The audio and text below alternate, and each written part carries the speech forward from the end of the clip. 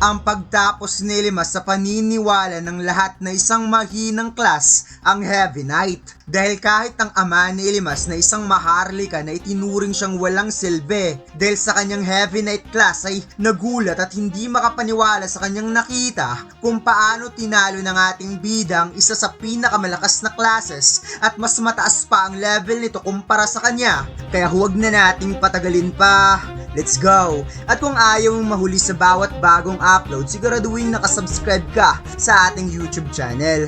Doon nating unang ina-upload ang mga latest video bago pa sila lumalabas sa FB at TikTok natin. Kaya hit that subscribe button at i-on na rin ang notification bell para lagi kang updated. So without any further ado, let's go!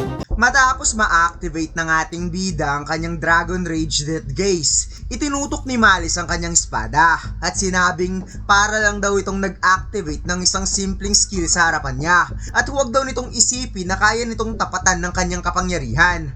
Biglang nag-leap up ang mga paa ni Ilimas, ngunit sa moment pala na ito ay dito'y ipinakita ang nag-uumapaw na kapangyarihan sa katawan ng ating bida na parang kidlat na umatake si Ilimas mga lods na talaga namang ikinagulat ni Malice nang salagin niya ang atake nito dahil hindi siya makapaniwala kung paano naging pantay ang bilis at lakas nilang dalawa kahit isa namang Heavy Knight si Ilimas at siya ay isang Master Swordsman.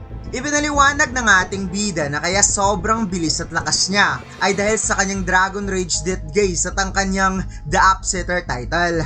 Nabigyan siya ng kabuuang 115% boost attack and speed. Kaya sa puntong ito, nabawi niya ang lahat ng anumang disadvantage na meron siya sa labang ito. Nagkaroon ng matinding palitan ng mga atake sa pagitan ni Ilimas at Malice at makikita natin ang bilis ng dalawa na talaga namang nasasabayan na ni Ilimas ang bilis nitong si Malice mga lods kung kaya't napangiti at napatawa na lamang si Malice dahil talagang kakaiba daw itong si Ilimas.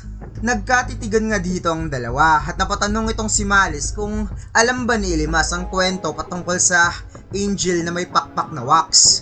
Kaya ang ating bida ay napatitig na lamang at piniling panatilihin ang kanyang composure. Ikinuwento ni Malice na may isang anghel na isinilang na walang pakpak at itinapon sa mundo ng mga tao upang doon mamuhay. Subalit dahil sa gusto nitong makabalik sa kanyang sariling tahanan, gumawa ito ng mga pakpak na likha mula sa wax. Ngunit natunaw lang ang mga pakpak na ito dahil sa init ng araw kaya nahulog siya mula sa kalangitan at tuluyang namatay. Pangiting sinabi ni Malice na gustong gusto niya ang kwento na yon. Gustong gusto niya ang kwento kung saan sa kabila ng desperadong pakikipaglaban ng isang taong mahina, sa huli, madudurog pa rin ito. Dahil sinubukan nitong abutin ng isang bagay na lampas sa kakayahan niya. Pero sinabi ni Malice na ang higit na nagustuhan niya sa kwentong yon ay dahil si Ilimas mismo ang dati niyang hinahangaan. Muling nag-clash ang malalakas na atake ng dalawa at ginamit ng ating bida ang kanyang pare skill upang tapatan nito at napasabing, sayang ka naman, kung inaakala mong may tsansa ka, hindi ganito ang magiging takbo ng laban. Napangiti na lamang si Malice dahil nagyabang daw kaagad si Ilimas kahit ang laging ginagamit nitong skill ay puro lang naman pare skill. At sobrang napakababa daw ng skill na yon sa lahat ng aspeto kumpara sa mga kakayahan niya. At bigla nga ditong umapaw ang tubig sa espada ni Malice mga lods na para bang nagkaroon ng buff skill ang espada niya upang mas lalo itong lalakas at maging precise at tinawag nga niya itong flowing waters. Subalit ang hindi inaasahan ni Malice mga lods ay biglang iniba ng ating bida ang kanyang paghawak sa kanyang espada na talaga namang ikinagulat ni Malice dahil hindi niya akalaing kumilos agad si Ilimas sa mismong sandaling tatama na sana dapat ang atake niya, kung saan walang nagawa si Malice kundi umiwas kay Ilimas na para bang nabaliktad ng lahat sa kanya. Kaya gulat na gulat siyang napatanong sa kanyang sarili kung paanong naging ganito ang lahat. Siya na ngayon ang nasa defensive side. Instead siya ang umaatake na para bang mas Master Swordsman pa si Ilimas kaysa sa kanya kahit isa itong Heavy Knight. Sinabi ni Ilimas na ang dahilan ay dahil hindi niya hinahayaang ilagay ang sarili niya sa alanganin na sitwasyon kahit malaki naman ang agwat ng stats nila. Kaya yun ang dahilan kaya nahihirapan itong si Malice na makapag-place ng atake sa kanya. Kung kaya't napa-serious mode na nga dito si Malice mga lods at napasabing, so ganun ba? Ngayon, Tingnan natin kung kakayanin mo pa to. Kung saan muli na nga nag-in the position nitong si Malice mga lods upang simulan ang pagpapakawalan ng matitinding atake gamit ang kanyang cold as steel cutter. Parang blink dagger na sumugod si Malice towards si Limas at sunod-sunod na pinakawalan ng kanyang mga atake gamit ang kanyang cold as steel cutter na skill. Ngunit makikita rin natin sa mukha ni Limas mga lods ang pangingisngis sa bawat hampas ni Malice, kaya hindi rin talaga siya nagpakampante sa ataking ito, kaya tamang pare lang ang ating bida at sinasabayan niya lang ang mga atake nito hanggang sa huling punto ng atake ni Malice na parang nga siya ditong inis na inis dahil hindi man lang siya nakapag-inflict ng damage kay Ilimas sa kabila ng ilang beses niya itong inatake.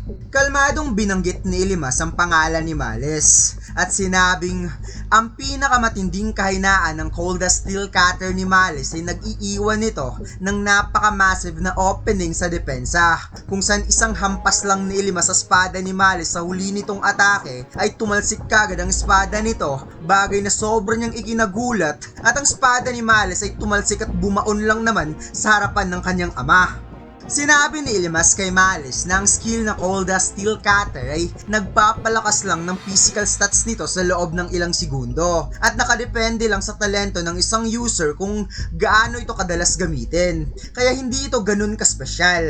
Ang ginagawa lang naman ni Malice sa kanya ay sinusubukan siya nitong tapusin sa loob lang ng 3 atake. Yun lang. Kaya si Malice hinandilat nga ditong nagalit sa mga sinabi ni Ilimas dahil para bang minamalit siya nito kung kaya't hindi napigilan ni Malice ang sarili na sumugod kay Ilimas upang subukan niya itong suntukin. Kaya si Ilimas ay napaisip na lamang na ang lakas ng loob ng babaeng ito na umatake sa kanya kahit wala namang sandata. Kaya hangang-hanga talaga siya sa katatagan ng babaeng ito. At makikita natin dito mga lods, yung life shield sa katawan ni Ilimas ay nandyan pa. So talagang no sense ang pagsuntok ni Malice sa kanya. Kung kaya't ang maliit na kamao ni Malice ay napaka-curve na lamang nang tumama ito sa ilong ng shield ni Ilimas, kaya nang bumangga ang buong katawan ni Malice sa shield ay agad na ginamit ng ating bida ang kanyang shield bash. Kaya isang napakatinding airborne ang nangyari dito kay Malice mga lods na talagang tumalsik at agad bumangga at bumaon sa pader habang si Ilimas ay napatitig na lamang. Nag-uumapaw pa rin ang matinding kapangyarihan sa katawan ng ating bida, habang si Malice naman ay makikitang unconscious na, hindi na gumagalaw at mukhang matindi ang pinsalang tinamo nito matapos bumangga at bumaon sa pader. Dini-activate ni Ilimas ang kanyang life shield habang ang buong paligid ay napuno pa rin ng katahimikan. Ngunit makikita natin itong si Rosh mga lods na natulala habang minamasdan si Ilimas na hindi makapaniwalang nanalo si Ilimas sa laban. Kung kahit agad nga ditong yumakap si Rosh kay Ilimas sa sobrang saya na parabang hindi niya mapigilan ng kanyang sobrang pagkatuwa dahil talagang tinalo ng kanyang Sir Ilimas ang babaeng yon. Kaya si Ilimas ay napatanong na lamang kung ano ang nangyayari kay Rosh, bakit yakap na yakap ito sa kanya. Wika ni Rosh habang lumuluha na sobrang saya lang talaga niya. Lahat ng tiwala ay binigay niya na kay Ilimas. Ngunit natatakot pa rin siya at sobrang nag-aalala dahil sobrang napakaseryoso ng babaeng yon na gustong manalo sa laban. Kaya ang ating bida ay nagulat na lamang nang narinig ang mga sinabi ni Rosh.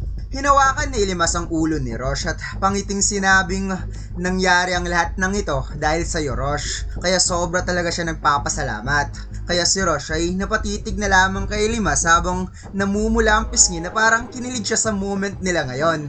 Napatanong si Rosh kung okay lang ba ang babaeng yon, ngunit wika ng ating bida na huwag itong magalala, wala lang itong malay. Samantala napasigaw naman ang ama ni Ilimas sa sobrang gulat dahil hindi pa rin siya makapaniwala dahil si Malice na isang master swordsman ay tinalo lang ng isang heavy knight, kaya agad niya itong nilapitan upang matingnan ang kalagayan ni Malice.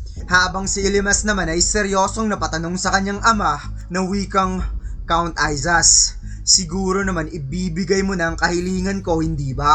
At dito lang nagtatapos mga lods. Medyo late na tayo mga lods. Late na talaga. Kaya pasensya na. Kaya susubukan nating mag-upload ulit mamaya.